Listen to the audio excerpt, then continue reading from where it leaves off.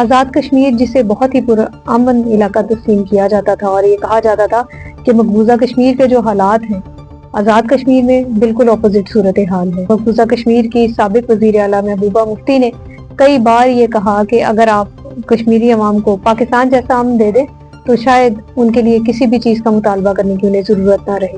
لیکن اب جو آزاد کشمیر میں دیکھا جا رہا ہے اور جو کچھ ہو رہا ہے وہ دیکھ کے تو اس بات پر یقین ہوتا جا رہا ہے کہ شاید بھارت نے پاکستان میں موجود اپنے کچھ عناصر کے ذریعے یا یہ کہہ لیں کہ اپنے ٹاؤٹوں کے ذریعے ایسی صورتحال پیدا کر دی ہے، آپریشن سندور 2 پر عمل درآمد وہ کر چکا ہے۔ جس طرح ان کا پہلا آپریشن ناکام ہوا یقیناً یہ بھی ناکام ہوگا، لیکن اس آپریشن کی جو کٹھ پتلیاں نظر آ رہی ہیں وہ کمیٹی ہے جس نے اپنا کام کا آغاز کیا تھا عوامی مطالبات کے ذریعے۔ آپ سمجھ گئے ہوں گے میں آزاد کشمیر کی جوائنٹ عوامی ایکشن کمیٹی کی بات کر رہی ہوں کہ 2023 میں جب اس کمیٹی کا قیام عمل میں لایا گیا تو یہ کہا گیا کہ یہ کمیٹی اس مقصد کے لیے بنائی گئی ہے تاکہ آزاد کشمیر کے لوگوں کے بنیادی مطالبات حاصل کیے جائے۔ اس کے لیے انہوں نے جدوجہد بھی کی۔ شروع میں یہی لگا کہ واقعی یہ مطالبات جائز ہیں، جس طرح یہ تھا کہ ہمیں بجلی سستی دی جائے اور یہ آٹے میں سبسڈی دی جائے اور بھی کچھ مطالبات تھے، اور لیکن معاملہ بڑھتا گیا۔ پچھلے سال اور رواں سال تو صورتحال بہت ہی سنگین ہو گئی۔ وہ اس طرح کہ کمیٹی نے اپنے مطالبات میں مزید جو ہے ان میں اضافہ کرتے کرتے یہاں تک ہوا کہ وہ 38 سے 44 نکات تک پہنچ گئے۔ حکومت سے مذاکرات ہوئے اور آزاد کشمیر کی حکومت نے ان کے کئی مطالبات تسلیم کر لیے، جن میں سے ایک بنیادی مطالبہ یہ تھا کہ بجلی کے نرخ فی یونٹ 3 روپے کیا جائے۔ یہ تو بہت بڑی سہولت تھی۔ آپ یہ دیکھیں کہ پاکستان جہاں پہ آج ایک عام شہری بھی 60 روپے فی یونٹ بجلی کی قیمت دینے پر مجبور ہے، لیکن ایسی صورتحال میں کشمیری عوام صرف 3 روپے فی یونٹ میں بجلی خرید رہے ہیں۔ اسی طرح پاکستانی شہری آٹا 100 سے 150 روپے کلو میں خرید رہے ہیں، جبکہ کشمیریوں کو 40 سے 50 روپے فی کلو آٹا مل رہا ہے۔ گزشتہ سال جب کمیٹی کی طرف سے احتجاجی مظاہرے کیے گئے تھے اور اس دوران بڑی تعداد میں لوگ زخمی بھی ہوئے، پولیس اہلکار شہید بھی ہوئے، لیکن انہوں نے کمیٹی کی طرف سے یہ مطالبہ رکھا گیا کہ جو ان فسادات میں ملوث ہیں ان کے خلاف کیسز نہ بنائے جائیں۔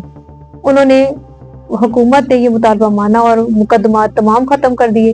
اس کے ساتھ یہ بھی مطالبہ کیا گیا جو کہ سراسر ناجائز مطالبہ تھا کہ جو پولیس اہلکار اس سارے واقعے میں شہید ہوئے انہیں شہید نہ کہا جائے، اس کی بجائے جو ان فساد میں ملوث تھے ان لوگوں کو شہید کہا جائے۔ حکومت نے یہ مطالبہ بھی مان لیا جو میرے خیال میں کہ جو ناجائز مطالبہ تھا۔ اس کے علاوہ یہ بھی مطالبہ کیا گیا کہ اشرافیہ کی ناجائز مراد کو کم کیا جائے، یا ختم کیا جائے یا کم کیا جائے۔ اس حوالے سے یہ دیکھا جائے تو یہ مطالبہ بہت جائز تھا، کیونکہ اشرافیہ چاہے پاکستان میں ہو یا کسی بھی دوسرے ملک میں ہو یا آزاد کشمیر آزاد ریاست میں ہو، ان کی مراد جو غیر ضروری مراد ہیں ان کو ختم کیا جانا چاہیے۔ کہا یہی جا رہا ہے کہ حکومت نے ان مراد کو ختم کرنے کا وعدہ تو کیا تھا لیکن عمل نہیں کیا گیا۔ اس کے ساتھ ساتھ انہوں نے یہ بھی مطالبہ کیا تھا کہ ججز کی بھی جو مراد ہیں ان کو بھی واپس لیا جائے۔ شاید یہی رکاوٹ آئی اور اس وجہ سے اس میں کوئی خاص پیش رفت نہیں ہو سکی۔ پھر یہ کہ ترقیاتی کام تیز کیے جائیں اور صحت کارڈ جو ہے اس پروگرام کو دوبارہ تیزی سے شروع کیا جائے۔ حکومت کے بقول صحت کارڈ دوبارہ شروع کر دیا گیا تھا۔ حکومت کا یہ کہنا ہے، یہ دعویٰ ہے آزاد حکومت کا، آزاد کشمیر کی حکومت کا، کہ جو 38 مطالبات تھے اس میں 24 پر مکمل عمل درآمد ہو چکا ہے، جبکہ 34 پر جزوی عمل درآمد ہے۔ لیکن جو جوائنٹ ایکشن کمیٹی تھی اس کا یہی مطالبہ تھا جو کہ اب جسے کہتے ہیں کہ ہر چیز کو ختم کرنے کا باعث بنا، اور اسی کی وجہ سے اس کمیٹی کو کالعدم قرار دے دیا گیا۔ وہ مطالبہ یہ تھا 12 مہاجر نشستیں ہیں آزاد کشمیر کی، وہ ختم کی جائیں۔ اب آزاد کشمیر کی مہاجر نشستوں کے بارے میں جو ناقدین ہیں ان کا یہ کہنا ہے کہ یہ مطالبہ بالکل جائز ہے، اس لیے کہ یہ نشستیں کیونکہ پاکستان میں ہیں اور یہ کہ ٹوٹل 12 نشستیں ہیں اور 6 نشستیں جو ہیں وہ جموں کے ایریا کی ہیں اور باقی ویلی کی ہیں، اور ان میں سے جو ویلی کی نشستیں ہیں اس میں سے 30,000 ووٹر ہیں، اور اس طرح یہ ہوتا ہے کہ ہر امیدوار صرف 5,000 ووٹ لے کے جیت جاتا ہے۔ دوسری طرف جو دوسرے حلقے جو باقی 6 نشستیں ہیں وہاں پہ 4,34,000 ووٹر ہیں، یعنی یہ بھی ایک جو ہے فرق ہے۔ तो इस बुनियाद पर जो है ये नशिस्तें खत्म की जाए। इनका दूसरा भी ये एतराज है, जो नाकदीन है उनका ये कहना है कि ये नशिस्तें हैं, इसकी वजह से जो वफाकी हुकूमत है यानी पाकिस्तान की हुकूमत और इस्टेब्लिशमेंट, इसके जरिए आज़ाद कश्मीर में हुकूमत कायम करने में कामयाब हो जाती है। यानी इन 12 नशिस्तों के जरिए, क्योंकि ये बात बल्कि आपको बताती चलूं कि आज़ाद कश्मीर की कुल नशिस्तें असम्बली की 53 है, 53। अब जब हुकूमत बनानी होती है तो जो पाकिस्तान में जो नशिस्तें हैं उनके बल पर जो वफाकी हुकूमत है वो आज़ाद कश्मीर में अपनी मनपसंद की हुकूमत बना देती है। ये तो वो तनकीद है जो कि कलअदम ज्वाइंट एक्शन कमेटी और दूसरे नाकदीन वो करते हैं, लेकिन व्यूअर्स हकाइक इससे बिल्कुल मुख्तलिफ है। आपको ये समझना होगा कि आखिर 12 महाजिर नशिस्तें हैं क्या।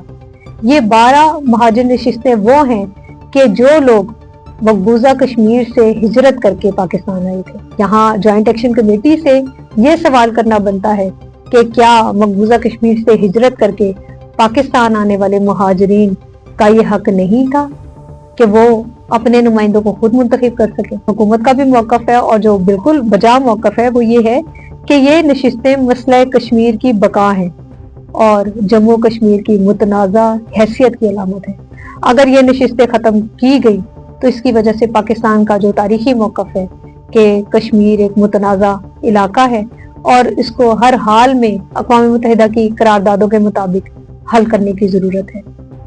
अगर पाकिस्तान की महाजर सीटें ख़त्म हो जाती हैं तो अक़वाम मुत्तहिदा की करारदादों के तहत इस तस्वाब राय का जो एक पाकिस्तान को और कश्मीरियों को जो हक हासिल है वो भी कमजोर पड़ सकता है। अक़वाम मुत्तहिदा की करारदादों में ये वाज़े लिखा है कि जब भी रियासत जम्मू कश्मीर में आज़ादाना रायशुमारी होगी तो वो तमाम कश्मीरी जो जंग या खौफ की वजह से हिजरत करके पाकिस्तान या किसी दूसरे मुल्क में जा चुके हैं उन्हें वापस अपने घरों को लौटने और इस रायशुमारी में वोट डालने का पूरा हक होगा।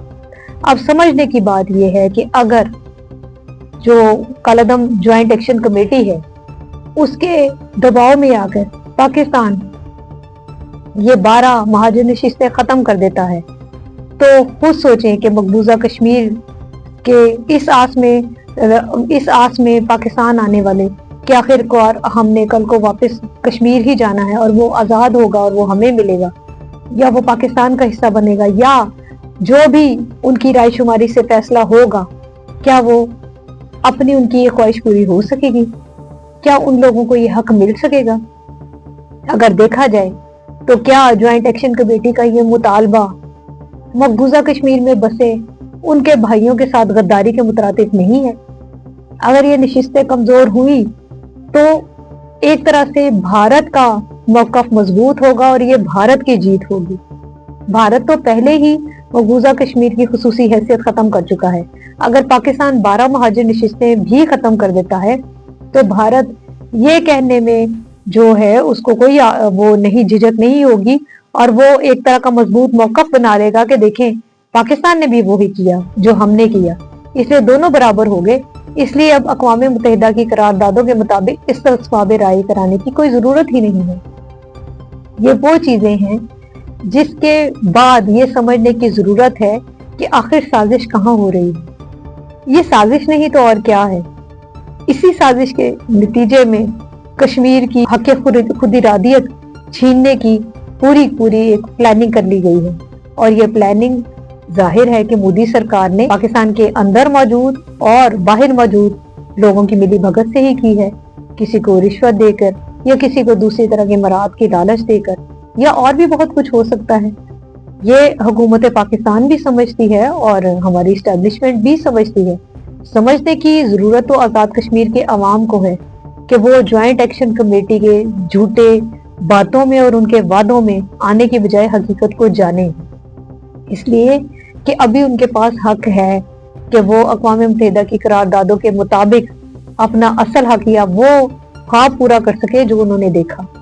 वो जैसा भी कश्मीर चाहते हैं, आज़ाद हो या पाकिस्तान के साथ इल्हाक हो, ये उनकी अपनी चॉइस होगी।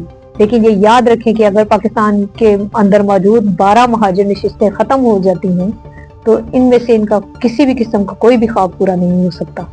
आज़ाद कश्मीर के अवाम के लिए ये ज़रूरी है कि वो इस साजिश को समझें اور جوائنٹ ایکشن کمیٹی سمیت جو ایسی سازشوں میں ملوث ہیں ان سے پیچھا چھڑائیں.